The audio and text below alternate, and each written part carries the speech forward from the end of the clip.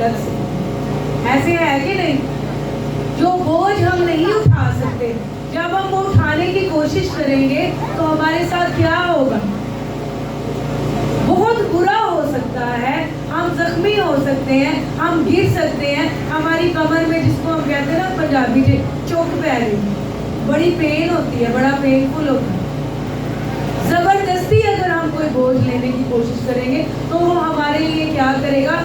हमारा काम हम तो आसानी के लिए कर देना, चलो सी इथों चौक के उधर कर देना, चलो सी यह कर लेना, लेकिन हमारे लिए क्या होगा?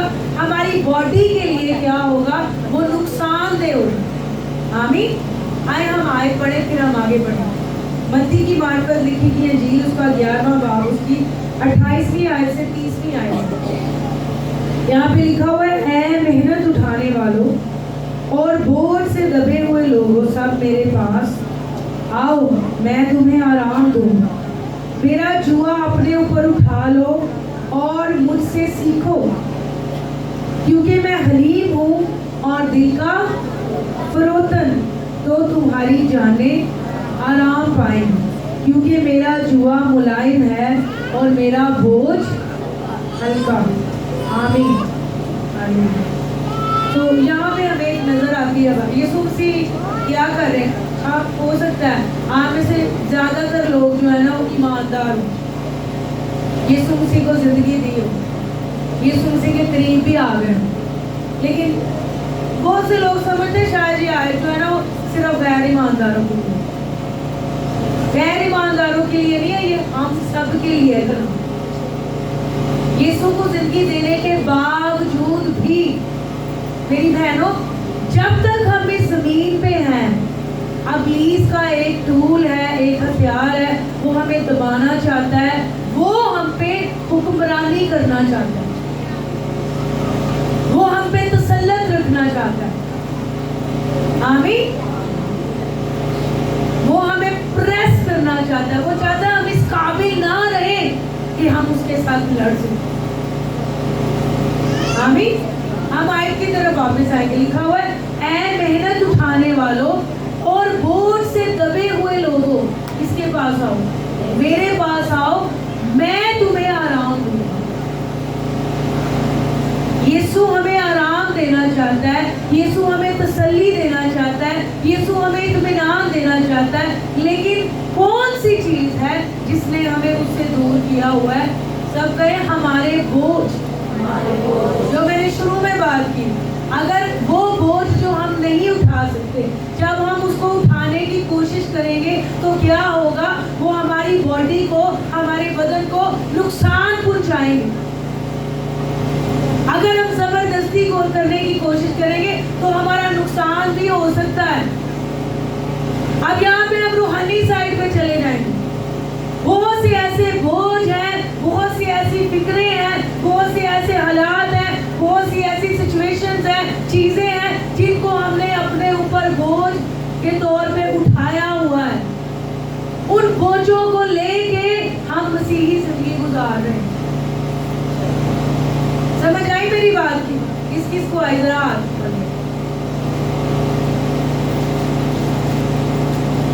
हम उन बोझों को जिनको हम उठा नहीं सकते वो चुक लेने तो फिर असी मसीही लाइफ गुजारने की कोशिश करते।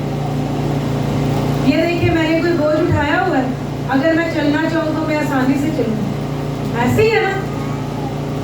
तो अगर मैं इतनी ज्यादा बैग पकड़ लूँ तो फिर मेरे लिए चलना आसान होगा या मुश्किल होगा?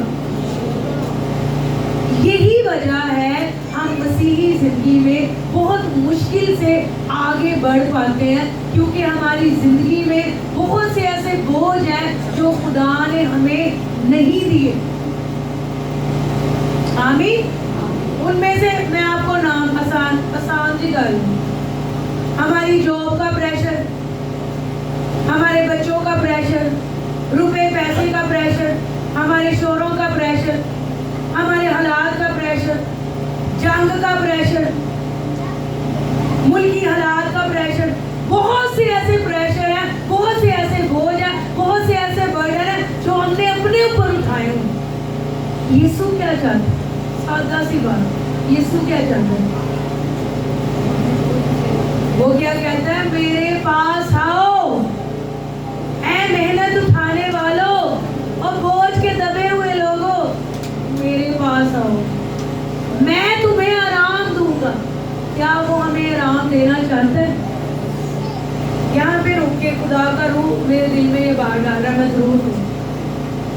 बहुत सी मसीही बहनें हैं, बहुत से मसीही भाई हैं जो जिंदगी में सुख का तजर्बा नहीं करते और वो समझते हैं कि ये खुदा ने उनके साथ किया। खुदा कदों दे नान के जदों असी भी आसान हालात च खुदा कदों असी हसांगे, खुदा कदों ऐ होएगा, कदों? ये दूर नहीं है, इत्मीनान दूर नहीं है, आराम दूर नहीं है, तसल्ली दूर नहीं है, हम उससे दूर जाते हैं। इत्मीनान किसके कदमों में है? ऊंची आवाज में आपने बोलना है, क्या कहना है? किसके कदमों में? इत्मीनान किसके कदमों में? सुकून किसके कदमों में? खुशी किसके कदमों में?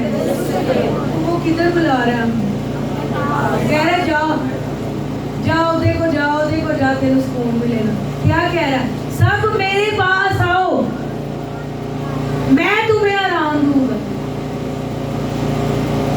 मसला कहाँ पे होता है? मसला यहाँ पे होता है, हम अपने बोझ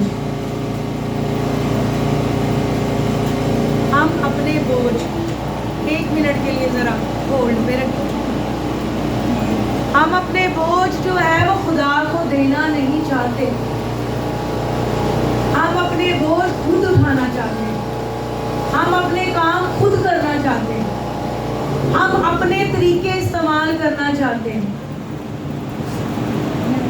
हम अपने तरीकों से अपनी जंगें लड़ना चाहते हैं। हम चाहते हैं ये भी मैं कर लूं, वो भी मैं कर लूं, मैं नहीं ये कर सकती क्योंकि मुझे नहीं समझ आ रही। कलाम हमें कुछ और करने के लिए कहता है, हमारी सोच हमें कहीं और लेके जाती। आपको पता है खुदा का कलाम जो कहता है, वो आपको नामुमकिन भी नजर आ रहा हो, अगर आप उस पर यकीन करेंगे तो वो आपके लिए मुमकिन हो जाएगा। आमीन, हालेलुया। आए एक हवाला देखें मेरे साथ, फिर हम आगे बढ़ेंगे। पुरानी अहदनामा में आ गए, यशायाह नबी का सहीफा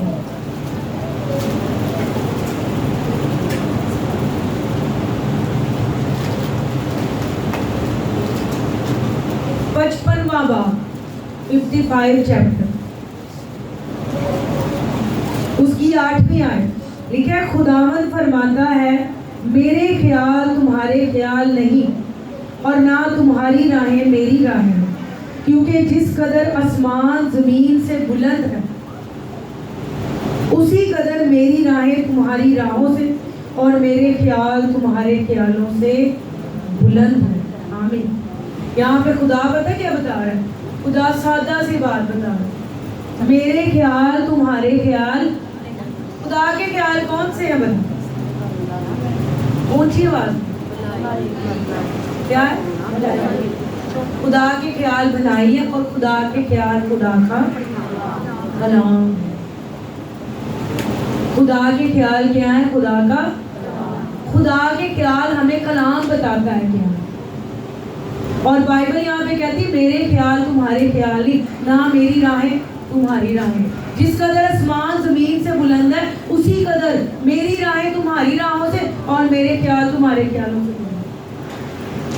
हम कलाम को सुन तो लेते हैं लेकिन हम अपने बोझ नहीं उसको लेते।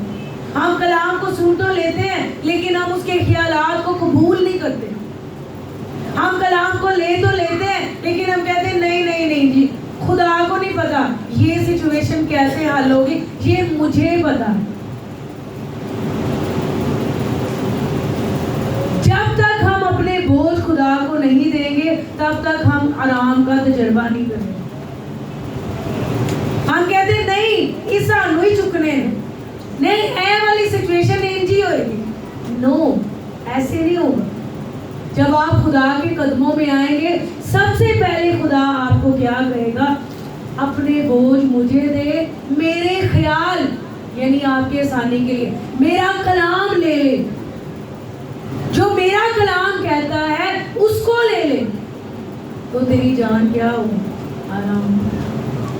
आमीन। मेरी राहों का चुनाव कर, चाहे हमें गलत लगता है, चाहे हमें दुरुस्त लगता है, चाहे हमें समझ आती है, चाहे हमें नहीं समझ आती, हमने क्या करना है? खुदा के ख्याल, खुदा के कलाम को अपनी जिंदगी में लेना है, खुदा की राहों का चुनाव करना है। आपको पता है ये एक दिन का काम नहीं है।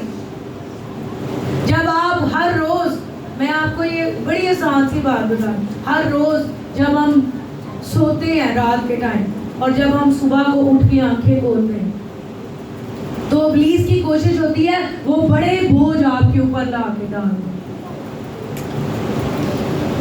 तुसी कहोगे साढ़े ते कोई भार नहीं।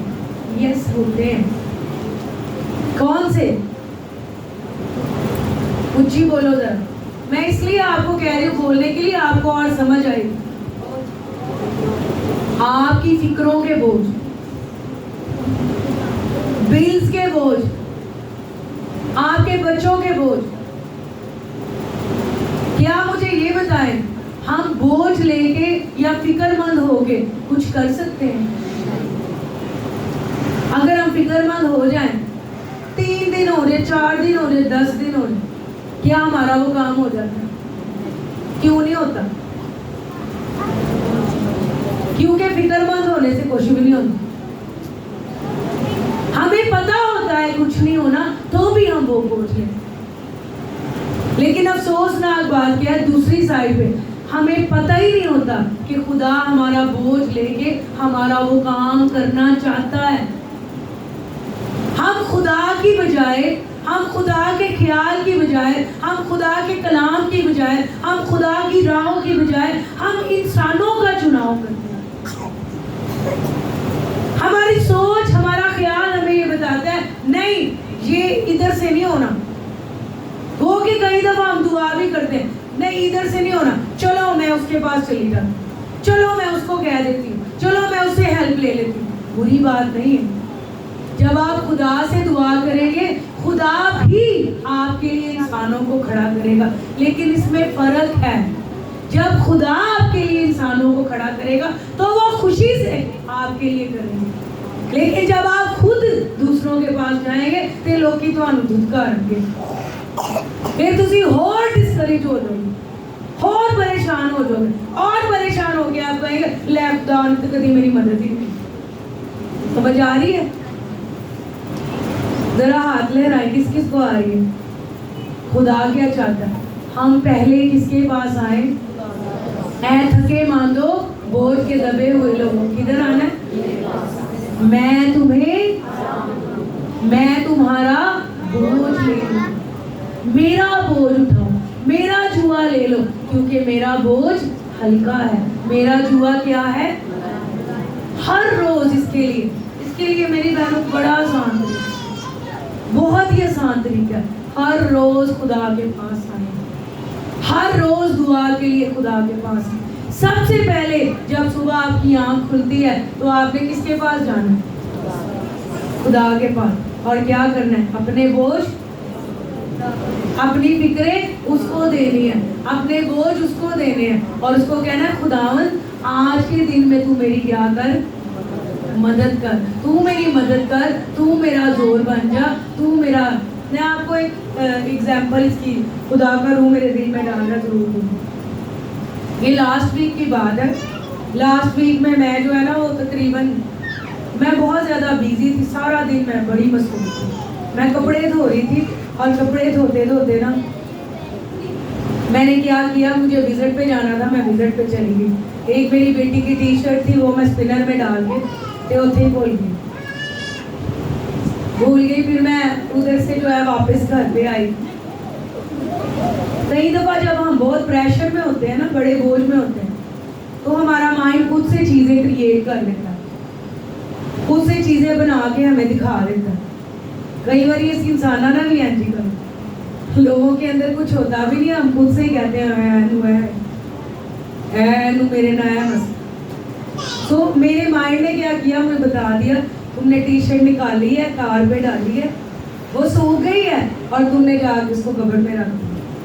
अच्छा, मैंने कहा ठीक है। मेरी दुआ का टाइम हो रहा था, जब मैं फ्री हुई तो मैंने कहा चलो मैं बच्चों के कपड़े प्रेस करके तो फिर ना मैं दुआ में बैठ जाऊँ।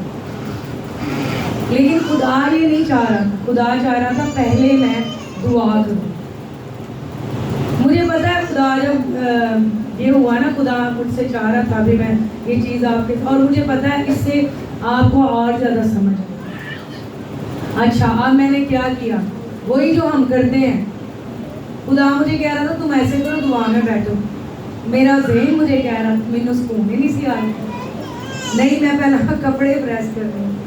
अब मैं गई कबर्ड के पास, मैंने अपनी टी शर्ट ढूंढनी शुरू की, मेरी बेटी की ढूंढी, इतनी ढूंढी, इधर ढूंढी, उधर, पूरे घर में ढूंढी, और यकीन करें मुझे कहीं से भी नहीं मिली। खुदा मुझे कह रहा था मेरी बेटी छोड़ दे, अपनी एफर्ट करना, अपनी कोशिश करना, तू दुआ कर। लेकिन हमारी जो पुरानी फितरत है ना, वो बड़ी ढीठ है। कई दफा हम खुदा की आवाज को रिजेक्ट, जबकि खुदा हमारा काम जल्दी करना चाहता है, खुदा हमें बरकत देना चाहता है, खुदा के पास मौजूद होता है पहले। ये जरा साडा दिमाग है ना, तो साडे ख्याल ने, जैसे लिखा हुआ है मेरे ख्याल तुम्हारे ख्याल नहीं। अच्छा, मैंने कहा खुदावंद 1 मिनट, मुझे टी शर्ट ढूंढनी है, और अपनी कुव्वत से ढूंढनी है। बड़ी ढूंढी कबर्ड में, इधर उधर, एंड पे आके तकरीबन यकीन करें पौना घंटा मैंने ढूंढी। तो एंड पे आके मेरा भाई मुझे कह रहा था छाड़ दे, तेन की हो गया। मैं नहीं छड़िया, मैं लव के छड़ी नहीं मिली। और एंड पे आके जब मैं सोफे पे जाके बैठ गई और मैंने खुदा के रूम का, खुदा मैं हार गई, अब तू मुझे बता के टी शर्ट किधर है। और मैं आपको बताऊं, 1 सेकंड में खुदा के रूह ने मुझे बताया कि वो तो स्पिनर में पड़ी है, जाने का। और मैं आपको बताऊं, मैं फौरन भाग के गई तो वो चुम्मी लग गई, और जैसे ही मैंने वो निकाली, खुदा ने मेरे साथ कलाम करना शुरू किया। मेरी बेटी, तुम लोग ऐसे ही करते हो, मेरे पास नहीं आते, मुझे नहीं बोझ देते, मुझे नहीं देना चाहते, अपने तरीके से, अपने ख्याल से, अपनी सोच से तुम अपने काम करना चाहते हो, इसलिए काम होने की बजाय ज्यादा बिगड़ जाता है। खुदा के पास सेकंड्स में हमारा हल होता है, और हम हफ्ता हफ्ता लगा देते हैं। खुदा कहता है मेरे पास आओ, मैं ये करूँगा। असं कहने 1 मिनट खुदावन पहला सानू करना है, जो थक थका जाने फिर असं खुदा को आते। खुदा 1 सेकंड में मेरी बहनों कर सकता है, और वो कर, क्या खुदा सच्चा नहीं है? क्यों वो कह रहा है मेरे पास आओ? ऊंची आवाज में बताना, क्योंकि वो हमें आराम देना चाहता है। जब हम बुखला के इधर उधर फिर रहे होते हैं, खुदा को खुशी नहीं होती।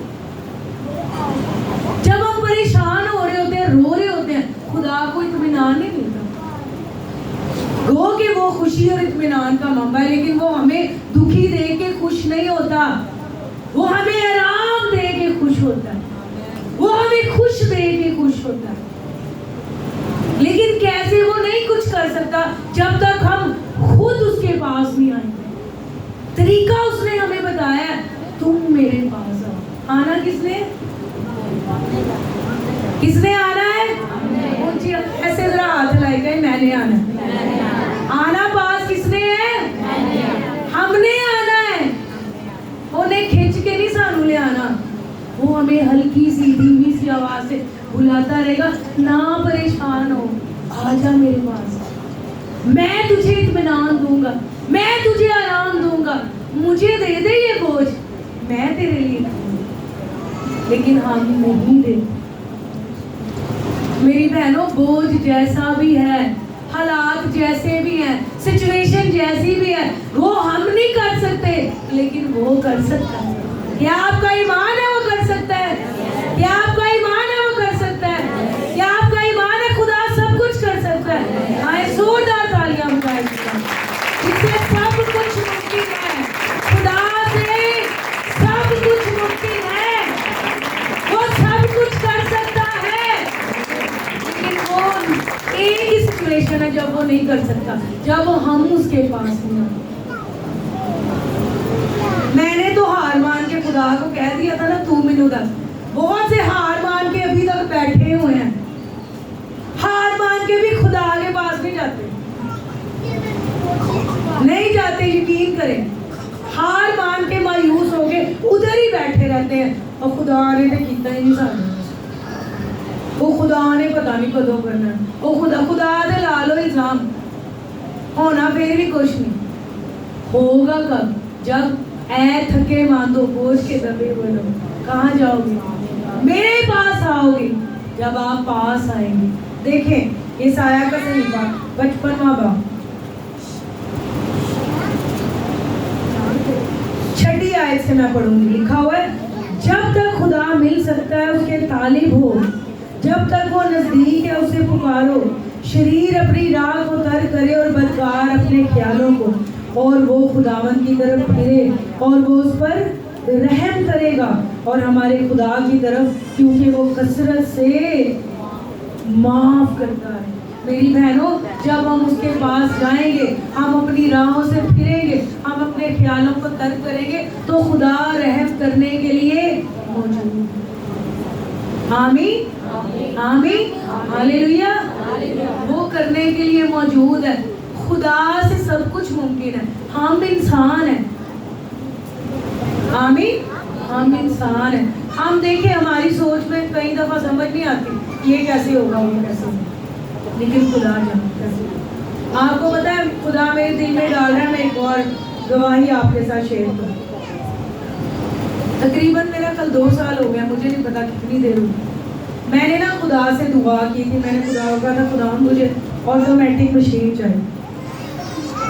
तो उसके बाद मैंने थोड़ी सी एफर्ट की, लेने की, नहीं ली गई।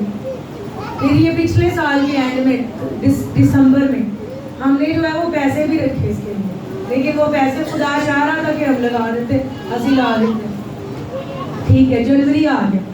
मैंने खुदा से सवाल किया, खुदावन अभी तक तुमने मुझे क्यों नहीं दी? लेकिन मैं आपको बताऊं, एक खामोशी थी। खुदा ने मुझे कोई जवाब नहीं दिया। मैं चुप कर गई। कई लोग यहाँ पे ये पॉइंट सीखे।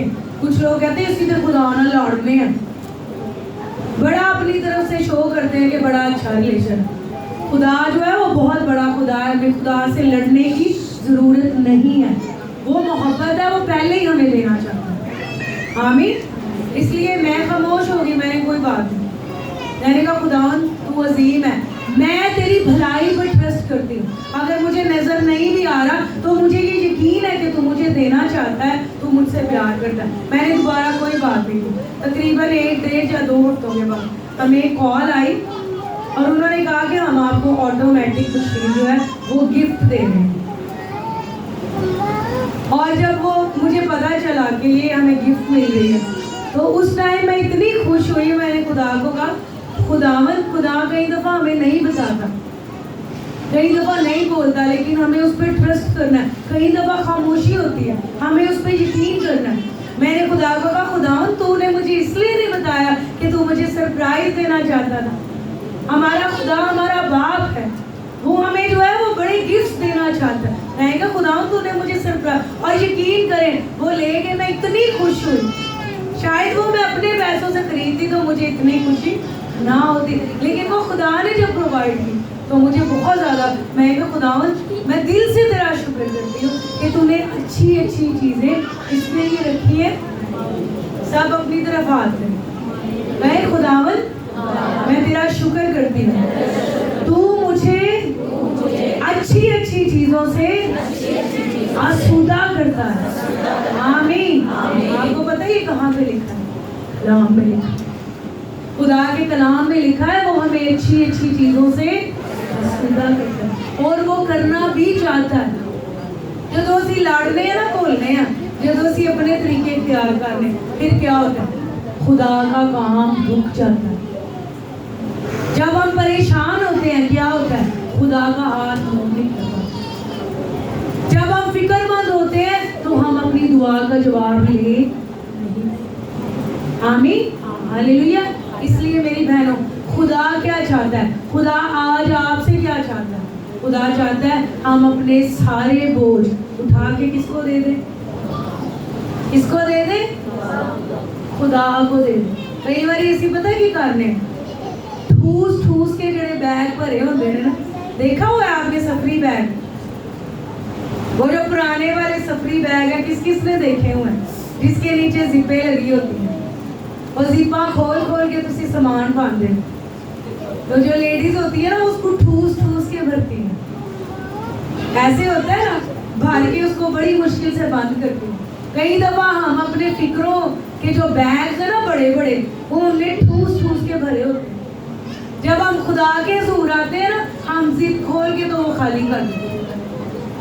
ये तो खुशी की बात है ना खुशी की बात। लेकिन अफसोसनाक बात है, जब हमने उस मीटिंग से या दुआ से उठ के जाना होता है, फिर असी वो बैग चुकने फिक्रा वाला उन्होंने दोबारा भरने ते अपने नाल ही ले जाना। समझ आई? किस किस को समझ आई?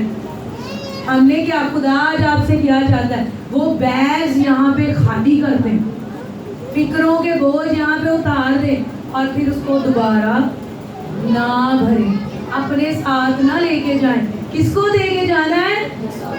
ऊंची आवाज में बताएं, किसको देके जाना है? फिर से बोले, किसको देके जाना है? खुदा को देके जाना है। और फिर अपने साथ दोबारा, जब पुलिस आपके पास आए कि तुझे तो ये फिक्र है, तेरा तो ये काम नहीं हुआ, तेरे पास ये नहीं है, तेरे पास वो नहीं है, तेरा ये नहीं हुआ, वो नहीं हुआ, तो फिर क्या कहना है? क्या कहना है? मैंने वो सारी फिक्रें, हाँ एक हवाला देखिए, आखिरी हवाला, फिर उसके बाद हम दुआ करेंगे। नए अहदनामा पे आ जाए जरा, पतरस का पहला आम खत, उसका 5वां बाब।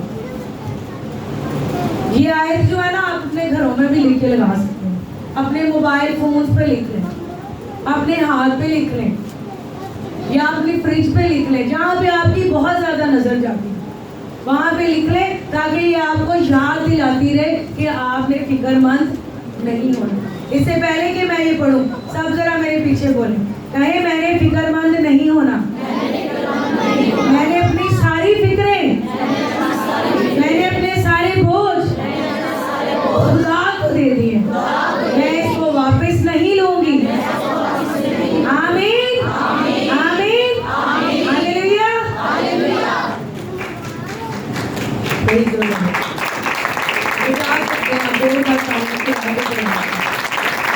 पतरस का पहला आम खत, उसका 5वां बाब, उसकी 6ठी और 7वीं आयत लिखा है, बस खुदा के कवी हाथ के नीचे फिरौतनी से रहो, ताकि वो तुम्हें वक्त पर सर बुलंद करे और अपनी सारी फिक्र, कितनी फिक्रें, कितनी फिक्रें, सारी फिक्रें, सब कहें सारी फिक्रें, फिर से कहें। मैंने 3 ऐसे उंगलियां करनी है, आपने 3 दफा बोलना है, कितनी फिक्रें, कितनी फिक्रें, कितनी फिक्रें। मैं ये दुआ करती हूँ जब आप घर जाएं तो ये बात आपके अंदर गूंजे, और ये कभी भी ना आप भूलें, जब आप फिक्र करने लगे तो ये कलाम आपके अंदर गूंजे। कितनी फिक्रें देनी है? सारी फिक्रें। किसको देनी है? लिखा हुआ है, अपनी सारी फिक्र उसी पर डाल दो। किस पर डालनी है? खुदा पे डालनी है। क्यों डालनी है? आगे रीजन भी लिखा हुआ, क्योंकि उसको तुम्हारी फिक्र है। ऐसे ही नहीं वो कह रहा फिक्रें दे दो, क्योंकि उसको फिक्र है, वो आपके लिए कुछ करना चाहता है, वो आपको बोझों से आजाद करना चाहता है, वो आपके लिए रुपया पैसा मुहैया करना चाहता है, वो आपको बीमारियों से आजाद करना चाहता है, वो आपको बीमारियों से, लानतों से छुड़ाना चाहता है। उसको फिक्र है कि आप क्यों परेशान हो, उसको फिक्र है कि आप क्यों बोझ के नीचे हो। आमीन, हालेलुया। तो कितनी फिक्रें आज उसको देनी है?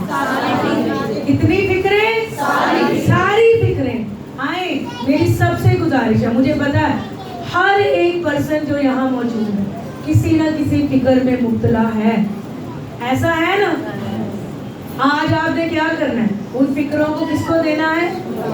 मेरी सबसे गुजारिश है कि सब कुछ देर अपने कदमों पे खड़े हो जाए। आए, कुछ देर अपने कदमों पे खड़े हो जाए।